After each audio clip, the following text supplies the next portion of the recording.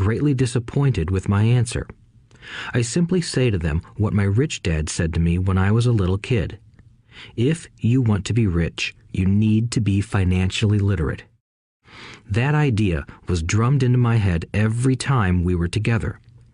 As I said, my educated dad stressed the importance of reading books, while my rich dad stressed the need to master financial literacy. If you are going to build the Empire State Building, the first thing you need to do is dig a deep hole and pour a strong foundation. If you are going to build a home in the suburbs, all you need to do is pour a 6-inch slab of concrete. Most people, in their drive to get rich, are trying to build an Empire State Building on a 6-inch slab. Our school system, created in the agrarian age, still believes in homes with no foundation. Dirt floors are still the rage, so kids graduate from school with virtually no financial foundation.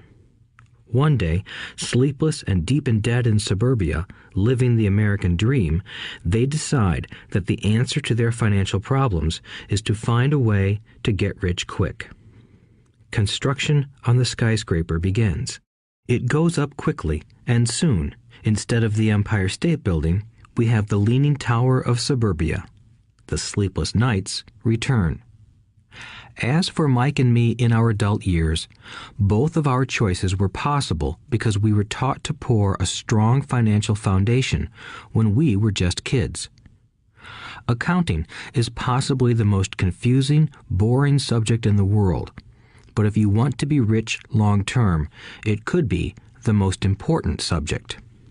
For Rich Dad, the question was how to take a boring and confusing subject and teach it to kids. The answer he found was to make it simple by teaching it in pictures. My rich dad poured a strong financial foundation for Mike and me. Since we were just kids, he created a simple way to teach us. For years, he only drew pictures and used few words.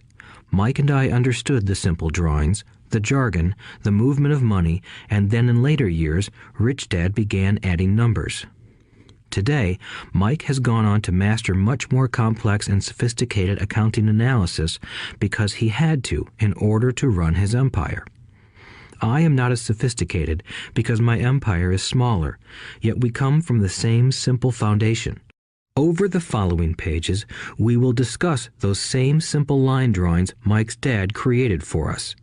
Though basic, those drawings helped guide two little boys in building great sums of wealth on a solid and deep foundation. Rule number 1. You must know the difference between an asset and a liability, and buy assets. If you want to be rich, this is all you need to know. It is rule number 1. It is the only rule. This may sound absurdly simple, but most people have no idea how profound this rule is. Most people struggle financially because they do not know the difference between an asset and a liability. Rich people acquire assets.